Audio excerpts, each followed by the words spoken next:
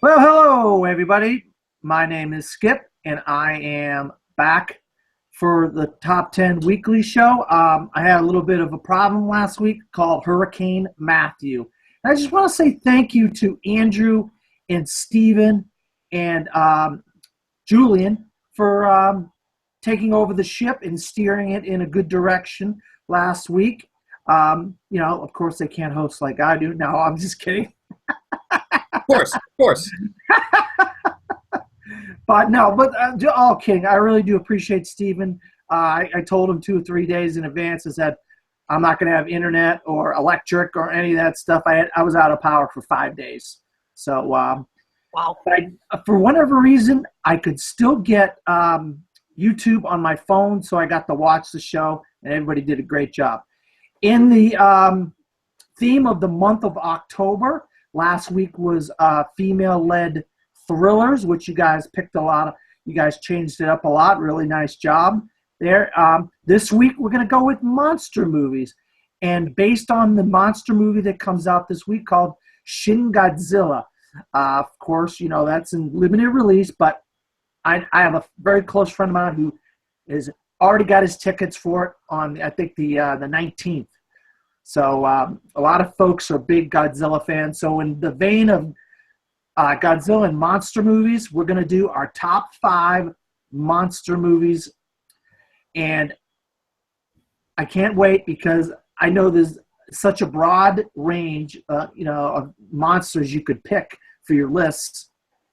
So starting with our new person this week, his name is Robert. Thank you, Robert. What's your full name and where are you from? My name's Robert Jones. You can find me at Film Club Central. Hang out with Steven all the time, and most of the time I'm behind the camera or making props or some stuff like that.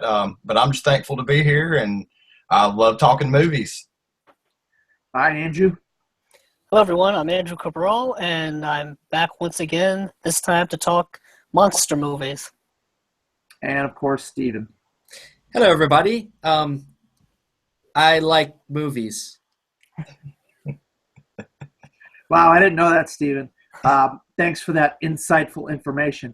All right, so starting with the man who's got some funny things to say, Mr. Steven, what is your number 5? Oh, shit, I got to go first. Cool. Okay. Number 5. First off, as I always like to do, I like to tell you what I was thinking about when I made my list. When I made my list, I tried to go a little bit more into the I kind of kept some of the sci-fi out because that's I got a little bit of sci-fi, but not too much. So it's more of like creatures than sci-fi-ish. So, but my number 5 is a remake, a really good remake. And we kind of talked about it on my show not too long ago, and it is the 2005 King Kong, directed by Peter Jackson. It's just, the original is good for its time, and it did a lot of things for cinema, but this remake, Peter Jackson, he brought it in, and you had Andy Serkis playing King Kong. I mean, come on. Andy Serkis can do anything, and it's just, it is a little long. It is a little long, but if you can get past how long it is, it's a really fun movie. You get to see a great fight with King Kong and a T-Rex, and then, of course, the classic ending. Spoiler, if you haven't been around for 80 years and haven't seen King Kong or heard about it, he gets to the Empire State Building, has to fight off humans, and eventually falls to his death. But it's a fun movie, and Jack Black's great in it, and some people don't like Adrian Brody's character, but I do. And it's just a fun movie, guys. Check it out. King Kong's awesome. All right, going to Andrew. What's your number 5? I think I'm going to steal something from Steven and tell you about how I constructed my list. I went kind of more classic. I don't know why. I didn't want to do films I had already discussed before because there's a lot of overlap between what we've discussed in the past and what we're discussing now. So for number 5, I went with the classic The Wolfman, starring Lon Chaney Jr. and Claude Rains. I just love the atmosphere in that film. So much fog, so much dark lighting. It's this tragic story of some man tortured soul who gets bit by a werewolf and becomes a werewolf. It's the classic story that I think every kind of werewolf-based film from since then.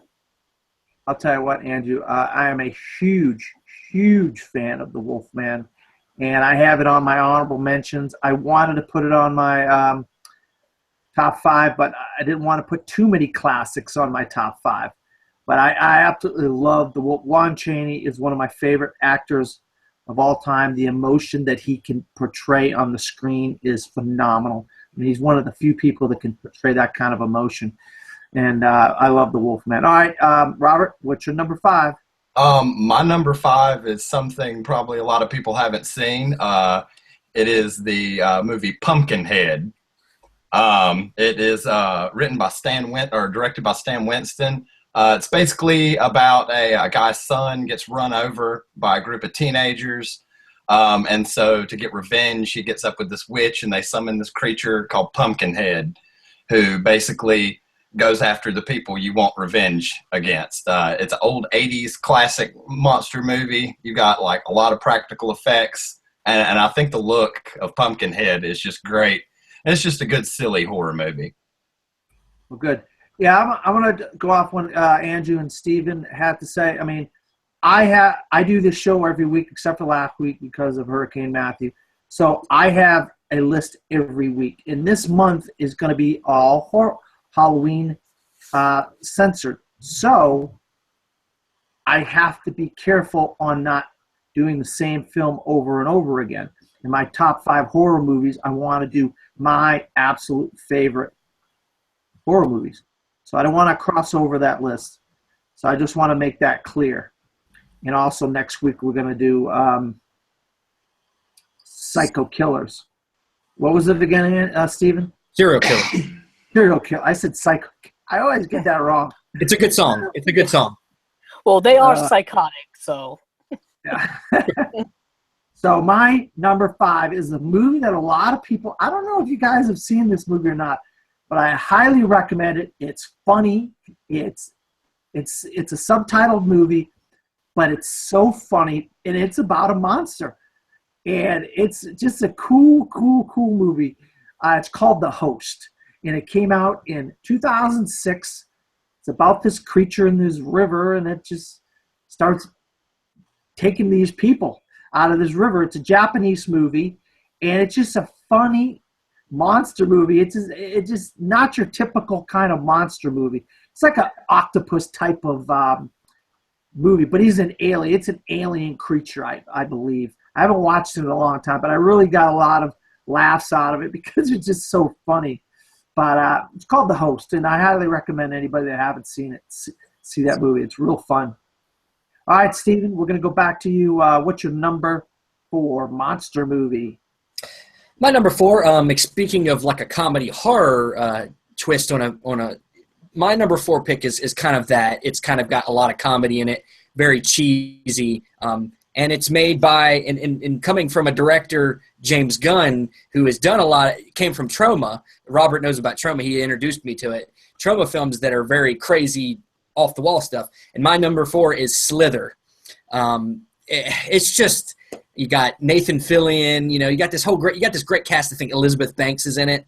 And it's just this crazy fun movie about these little worm alien things that come down and infest people and turn them into these monsters. And it's just a fun movie, man. If you like gore, body horror, stuff like that, and if you love James Gunn from Guardians of the Galaxy, check it out. This was his first movie out of Troma, so you get to see kind of where he started. And if you haven't watched any Troma movies, what was it? Tromeo and Juliet is one of the ones that James Gunn directed. So you should check it out. Okay, yeah. So, and you can find that on YouTube for free. But Slither, awesome movie. I think it's actually maybe on HBO right now if you have HBO. So check that out. Yeah, I absolutely agree. Slither is a great movie, and James Gunn's doing stuff now that you wouldn't even believe compared to where he started. So, yeah, definitely check out Slither. All right, Andrew, what's your number 4?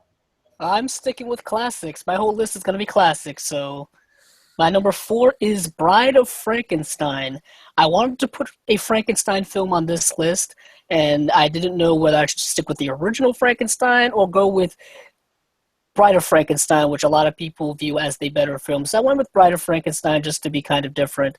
And it is the sequel to the classic 1931 Frankenstein, but it adheres more to Mary Shelley Frankenstein story from the 1800s. But it's a really deep film with a lot of themes about kind of what it means to be human and stuff like that. I found it to be a surprise early sequel. I didn't know they were doing sequels in the 1930s until I saw this film. But it's a great film. I highly recommend watching the first one and second one back to back because this one does pick up right where the first one ends off. Yeah, something tells me, Andrew, you might hear more about that film or the character of Frankenstein before the show is over. That is all I'm going to say on that right now. Robert, what is your number 4? Okay, again, I'm kind of taking the unbeaten trail, and I'm going with Hellraiser from the 80s by Clive Barker, based off of a book, The Hellbound Heart. It's about a box that summons these creatures from a plane of existence where love and pain are the same thing, and they're called Cenobites. Pinhead is the leader of them.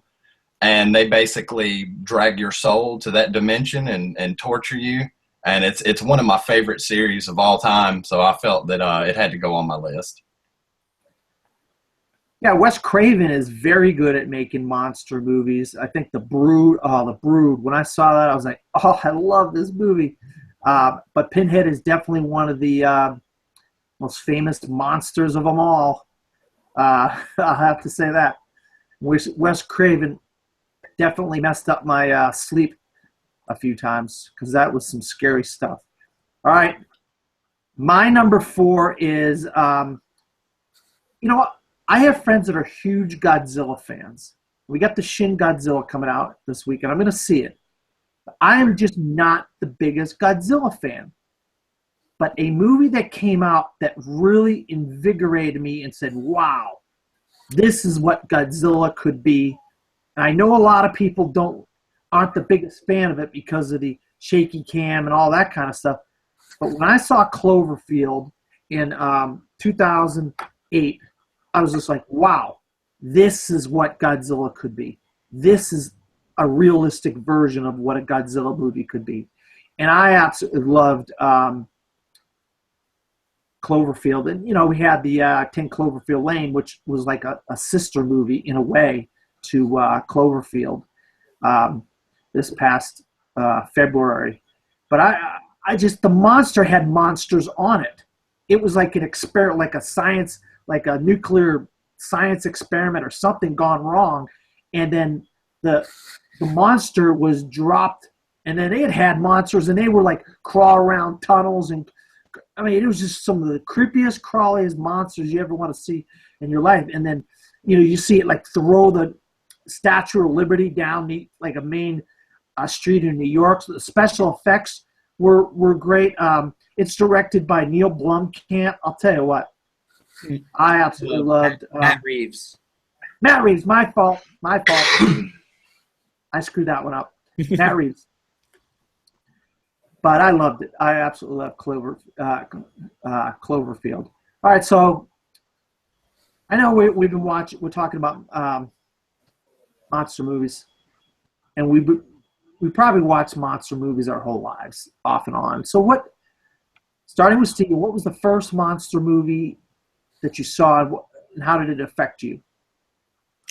I mean, if I want to be, when it comes to what I know I watched first, I know I did start out watching Godzilla, but I don't really remember it. I was so young, I don't really remember it that well.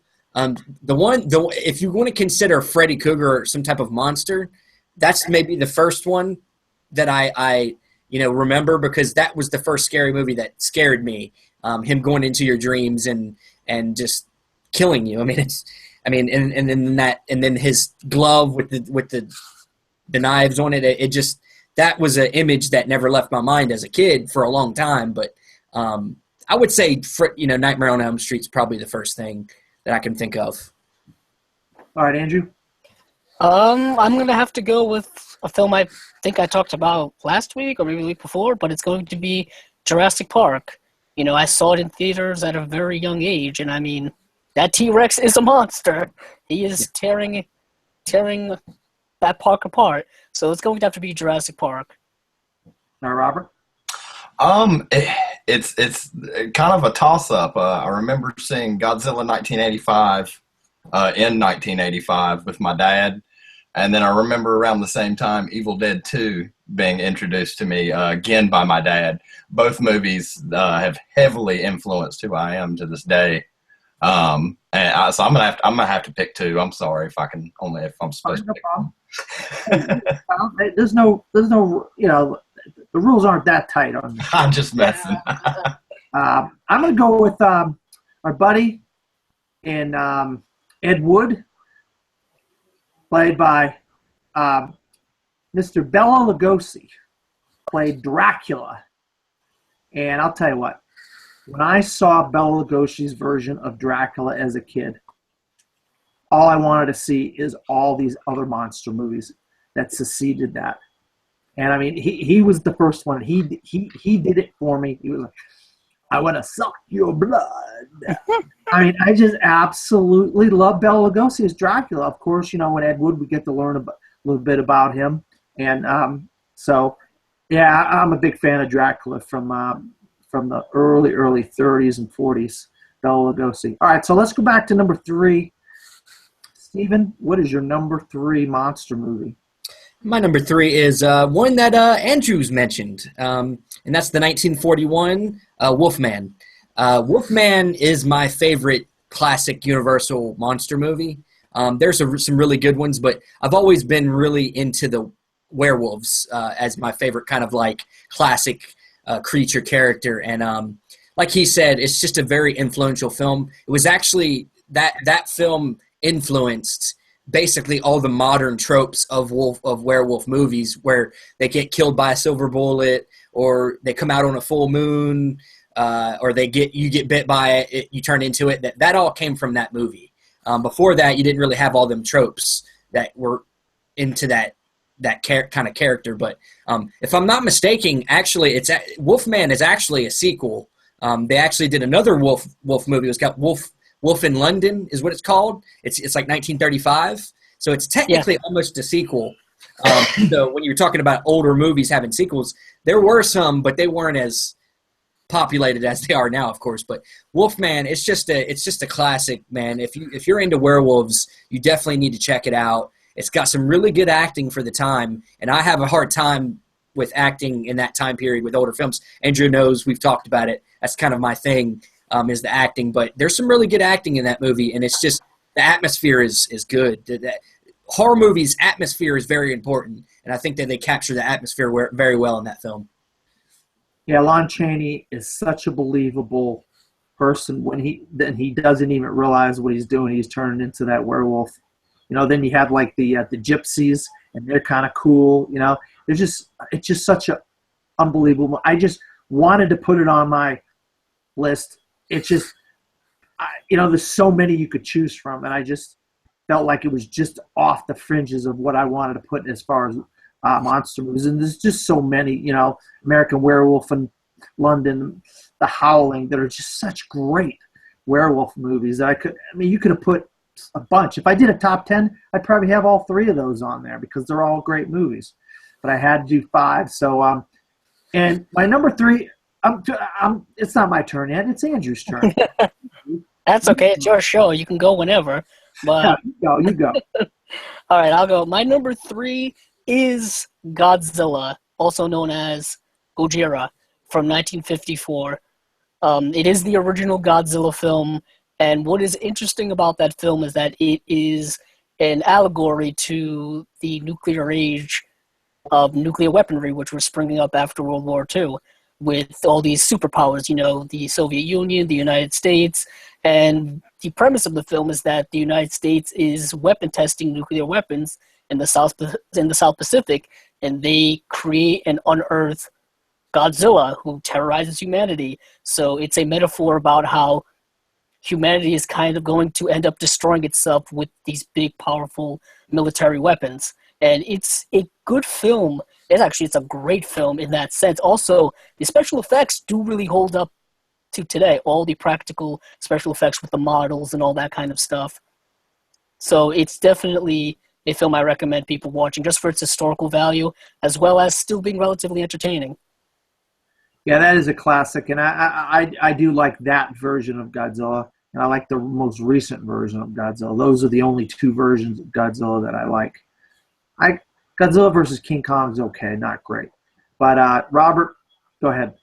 Okay, mine is The Toxic Avenger, the hero monster, written by Michael Hertz and Lloyd Kaufman, directed by Lloyd Kaufman of Troma Movies.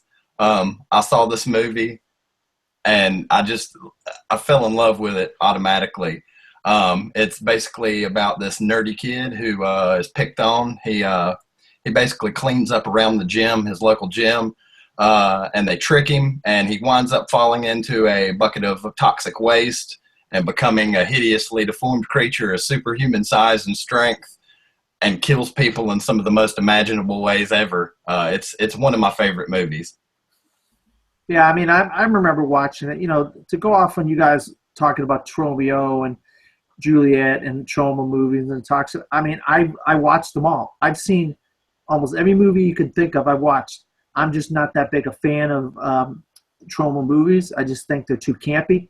I mean, I'm more of a serious kind of guy. If you haven't guessed by now. So I'm just the comedy aspect of it all just wasn't my cup of tea growing up. But I completely understand why people would like that stuff, because some people like some laughs. I just don't like a lot of laughs, as you can tell. So serious. Why so serious? Why so serious? Now I'll tell you the Joker. Now that I love that kind of laughter. Now we got a show at the end of the month called our top 5 horror movies, and so I can only do 5 on that list, and I'm sure I'm going to get a lot of chastising by the panelists this evening, because I just have to conclude this one movie. And so I decided, since it's a monster, I'm going to put it on my top 5 monster movies list. And I know Steven's going to probably have a fit about this, but I'm going to take the not have it on my top 5 top 5 horror movies. So I'm going to put Jaws at number 3 on my top 5 monster movies list. Jaws is basically a giant shark who haunts these guys on this boat and these people on the beaches. And it's a monster. It comes out at night. It comes out during the day.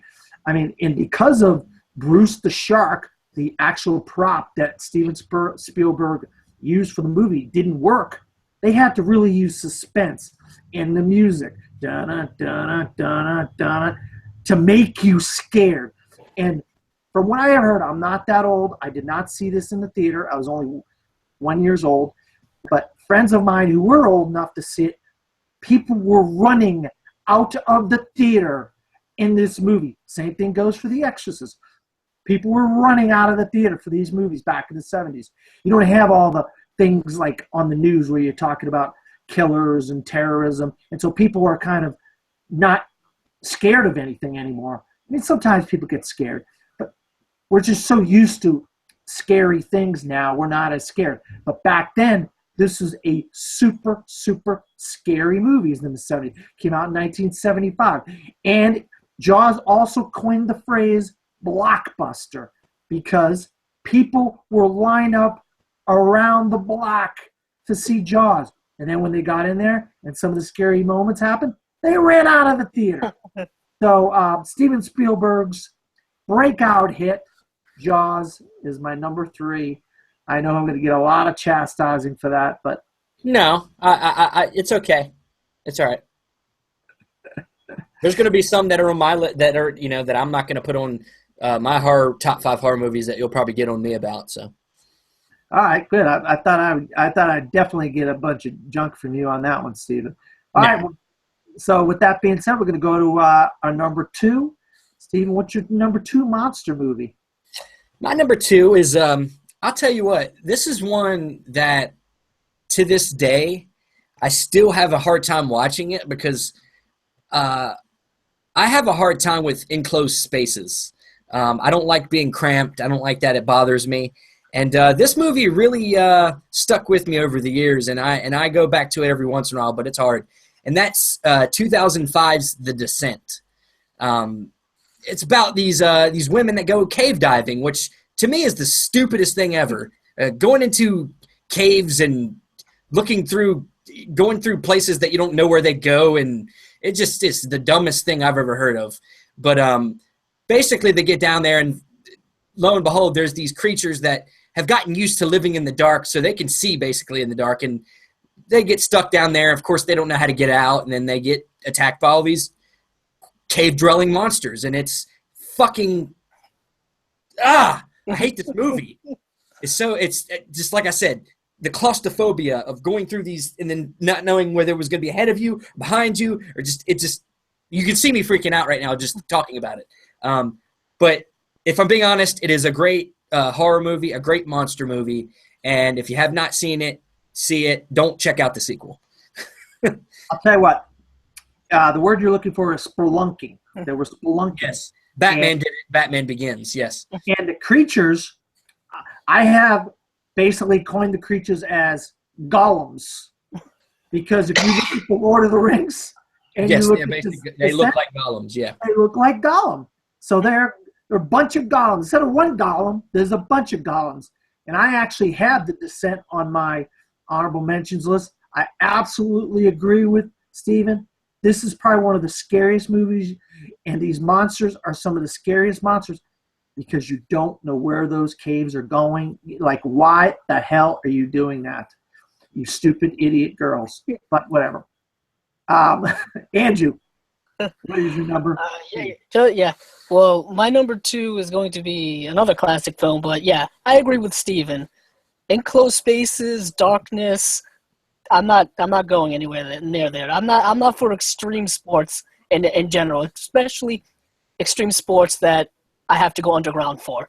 But my number 2 is another classic. I'm going to go with the original King Kong from 1933, specifically for the fact that the special effects in that film were miles ahead of special effects for the time. They were done by special effects pioneer Willis O'Brien, who was very much an influence for the great Ray Harryhausen, who did a lot of work in the 1950s with stop-motion animation and claymation and making these models and stuff like that. And if you have a chance, go out and buy the DVD or the Blu-ray or whatever and just watch the special features of how they created a lot of these special effects back in the day, and it'll blow your mind how much work and how much time and how much skill it took to do all those special effects. And the film itself has these great themes of humanity versus nature and how humanity shouldn't go and mess with nature because there's repercussions because of that. And the themes in that film very much exist in other films after it. Specifically, The Creature of the Black Lagoon is another one where humanity goes into nature and nature fights back because you're not supposed to disturb what has been existing long before you. It's a very interesting film. I highly recommend it. Yeah, The Happening is another one that's really good, right? M. Night Shyamalan, no. Hey, let's vote to not have Steven on the show in the future here. Come on. Hey, that's not. When M. Night Shyamalan, there's exceptions to rules.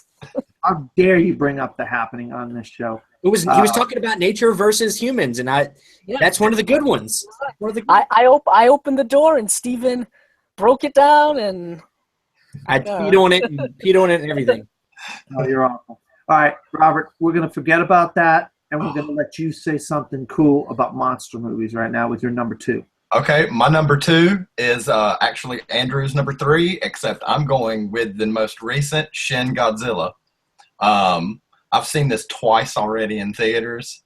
I love it so much. I'm a huge Godzilla fan, and it still plays with the allegory with the love-hate relationship Japan has with nuclear technology, which in this case is Fukushima Daiichi. plant that recently had the meltdown. And I think they have done a wonderful job of rebooting the Godzilla franchise for Toho. And I'm not going to spoil anything, but he's got some new things going on in this one. And boy, are they amazing. Well, good. I'm glad somebody on the panel actually saw that movie and can talk about it. So that's good. I did. I seen it. Oh, you saw it too? But I've seen it twice. We don't care about Steven's opinion. We only care about Robert's. Someone actually cares for once. All right. So my number 2 is also, I don't know why Andrew does this over and over again. Give me just 1 second. I know this is not a good thing to do, but I have to get up for a second real quick. Give me 1 second. It's okay. We'll keep this going. Yeah, it's breaking all the rules. I'm back. Oh, he's back. Oh, wow, that was quick. That was quick. Andrew keeps doing this. He does this all the time. I think he's like trying to read my mind while I'm sleeping or something. My number 2 is actually the same as his, the 1933 King Kong. Oh, God, what a great movie. I mean, this movie is such a great movie. You could actually see the hairs on King Kong moving in the wind. And that's all hand done. They're moving all of his limbs. They do all of this by stop motion animation. Like you have to stop, move something, stop, move something, stop. I mean, this takes hours and hours and hours to do.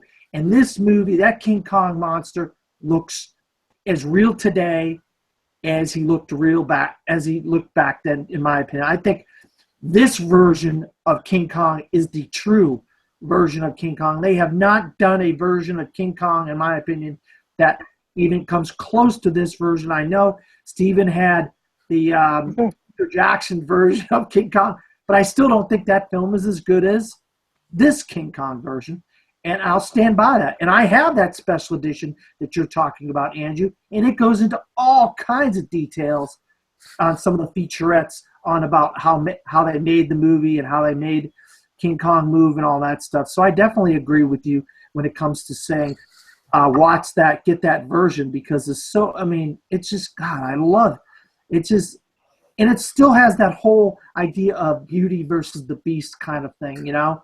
And that's one of the classic tropes in movie history is, you know, beauty versus the beast, you know? But that whole line, beauty killed the beast, you know? So I absolutely loved King Kong from 1933 to this very day. I still watch that film. All right, so you know, I've been thinking about monster movies, and we're in the theme of Halloween. I mean, what kind of monster, I mean, off the top of your head, what would be the most scariest thing if you were like in your house, whether it be at night, in the day, just working in the yard, whatever? What kind of monster, what would be the monster that you can imagine that could be the scariest thing that could just like, holy crap, I'm running for my life. I can't believe that's right there right now. It's about to get me and kill me or whatever. Steven, go ahead. Well, I could imagine a lot of things, but usually the types of monsters that usually really get me are anything that has like kind of a facelessness to it, that has no face at all. That usually gets me, because you don't know what they're thinking. You don't know whether they're about to be aggressive, whether they're about to be anything. And if something that was faceless started coming towards me, I would freak out. That gets me. But if you're talking about something that's already been created, just something that is scary to you, that scares you. I don't know. I mean, Donald Trump. I didn't go there. That was a good one. I don't know. That's good enough. All right, Andrew. Oh, man. I mean, I'm with Steven. It's tough, but I'll say what scares me the most in terms of horror films, it's not the monsters or these supernatural creatures or aliens or anything like that. It's when the quote-unquote monsters in the films are humans, like serial killers or things like that, because humanity, I think, has the ability for great evil in them. Maybe I'm waxing too philosophically, but just in films in general, I feel like what scares me the most is humanity and how far they go down an evil path. So when it comes to that, like something chasing me, I mean, I'm not quite sure. It would have to be a serial killer. A serial killer chasing me would frighten me like beyond belief. Someone, Your monster. Your yeah, monster. A man with a knife, basically. something like Henry Portrait of a Serial Killer or something like that. Like Yeah. someone that psychotic, like the great, like, I mean, serial killers of all time, people like, Ted Bundy and Charles Manson, these crazy people. All right. All right. So, all right, Robert, you got a monster that, when you think about while you're sleeping or something, like, Oh, I've got this easy. Bulletproof clowns.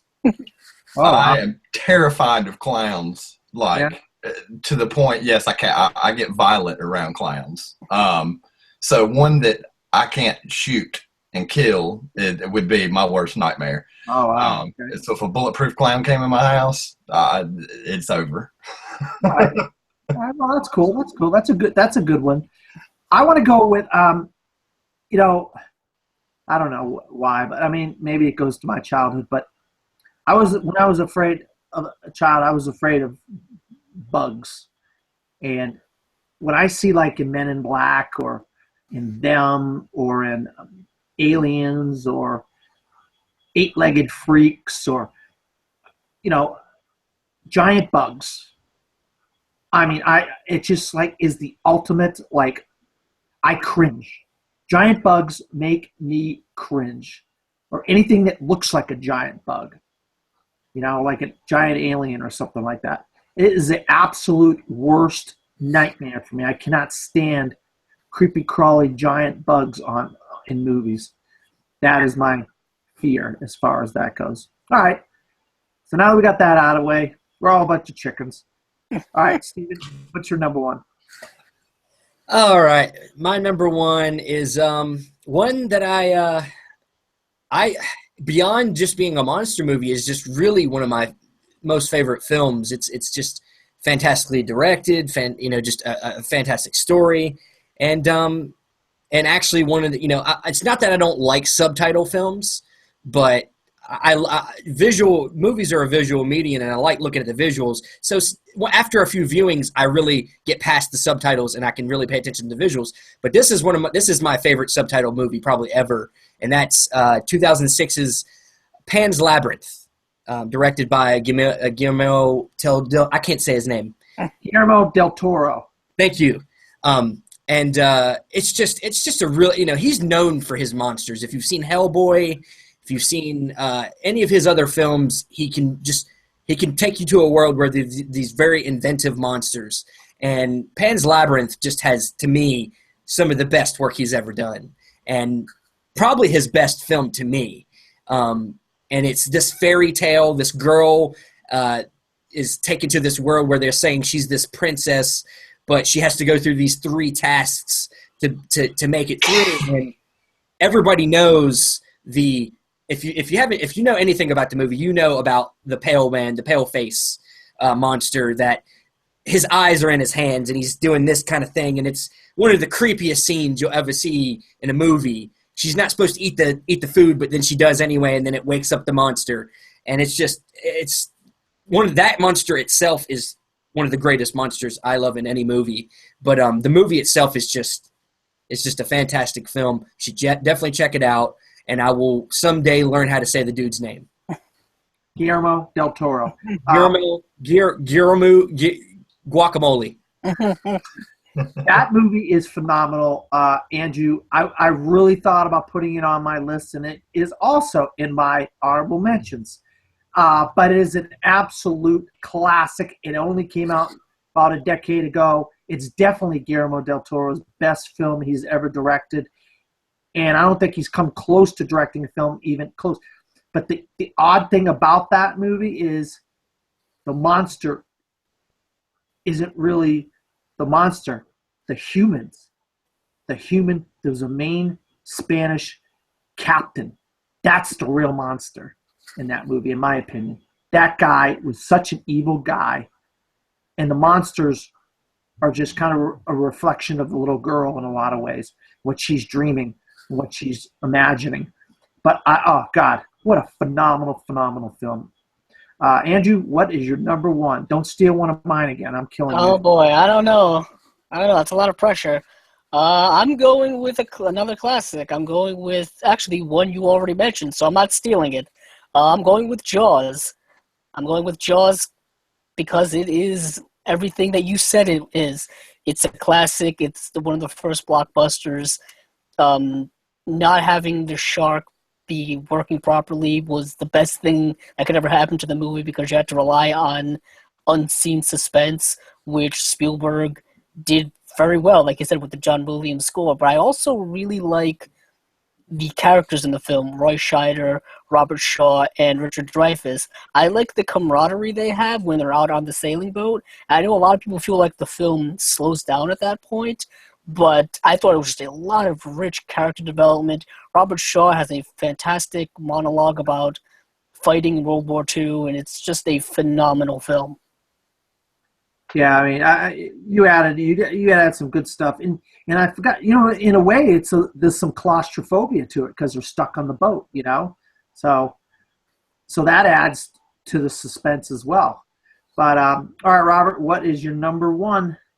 Okay, I'm still sticking with the silliness, but goriness, and I'm going with my favorite movie of all time, like hands down. Nothing's better than this. I've seen it more than anything, and that's Sam Raimi's Evil Dead 2, starring Bruce Campbell, my hero. It's about a guy who takes his girlfriend to a cabin.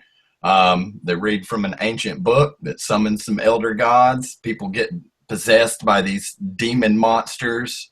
You've got one that's got like this long giraffe-looking neck and a giant one trying to climb out of a wormhole. You got monster trees. To me, it's just everything I look for in a movie, and that's why it's my number one. It's a very good choice so far. All of y'all's number one are all great choices. Awesome.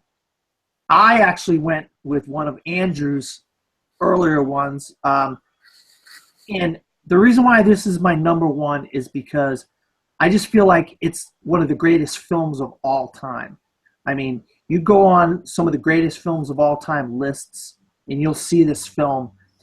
The amount of like psychological, thought-provoking things that are in this film for a movie that came out so long ago, and with the little girl and the flower and ripping the girl's arm off, and it just, The Bride of Frankenstein. And then Love. You have this monster, and Dr. Frankenstein, he creates a bride, so the monster has a lover. And then like every man, most men, we all have women that scorn us. So why not one of the greatest monsters of all time, Frankenstein? James Whale creates an absolute masterpiece. This is one of the greatest films ever made, in my opinion. Easily one of the greatest films, one of my favorite films of all time. And I think it's how rare can you find a great film like Frankenstein, Boris Karloff, phenomenal as the monster in both films. Then you come out and you make a better film than Frankenstein. And I don't think there has been a Frankenstein as great as that movie. I don't think there's been a monster movie as great as The Bride of Frankenstein. It's just a phenomenal movie. And I should have wrote it down, but I forgot. They made a movie about James Whale a few years back, a phenomenal movie and part of the movie is about him making The Bride of Frankenstein. It's about his career and his personal life, and you have some of the people like Boris Karloff intertwined in the movie. I just can't think of the name of the movie right now. God, I should have wrote it down because I knew I was going to talk about James Whale. But Ian McKellen plays James Whale in that movie. And of course, what a perfect guy to play James Whale, because he was a gay guy and Ian McKellen's gay, and so he portrayed James Whale perfectly. But that's not about Frankenstein. Frankenstein is it's about human being, about trying to create life, and the dangers that go into creating life, and what you can create when it goes wrong. And that's what Frankenstein is. Marvel comics and DC comics, we have so much of this kind of stuff where experiments go wrong and you create good superheroes or bad villains or whatever, vice versa. So many people have used Frankenstein and the story of Frankenstein and Dr. Frankenstein in so many different mediums, books and comic books and all kinds of versions of movies, different takes on the classic Frankenstein's monster. So, I couldn't do a top 5 monster movies without putting the greatest monster movie of all time, in my opinion, and that's The Bride of Frankenstein from 1935 on my list as number 1. So, going back to Stephen, I want to say thank you. Your list is really good. Where can people find you? Oh, you can find me as Stephen Billings on Facebook, or you can also search for my YouTube channel, Film Club Central. We do a lot of different shows. We do Film Club Movie Show, Not Another Geek Podcast, Traumateries. We got a lot of stuff going on, guys. And, you see us every Tuesday. And Andrew? You can find me on Twitter at Capzilla06 and find my YouTube channel on YouTube called Capzilla Productions. And Robert? You can find me wherever Stephen is at Film Club Central. I'm the host of Traumateries. You can find me most of the times behind the camera or in my prop room making props. And you can find me on Facebook also. Yeah, I just want to say thank you to all the panelists today on the show. We came up with this idea to do 4 shows for the month of October celebrating Halloween, and 4 different kind of ideas for doing top 5 movie monsters. And Dobie is definitely a monster. He's an elf, I believe, right? House elf. Yes, So, we're going to do serial killers next week. So you can find me, Dan Skip Allen, on Facebook, Pinterest. My Instagram got all screwed up. I'm in the process of fixing my Instagram. I don't know what the heck happened to my Instagram. But you can find me on Pinterest, Twitter, Facebook. And I do a podcast called The Best Damn Movie Show with my co-host Vinny LaSpada. Episode 48 should be up there right now on the Best Damn Movie Show page. And I also have a blog called From the Fourth Row. I haven't written anything in a little while, but hopefully I'll get back to doing some writing. So I just want to say thank you to everybody and good night, and we'll see you next week. Harry Potter! Bye.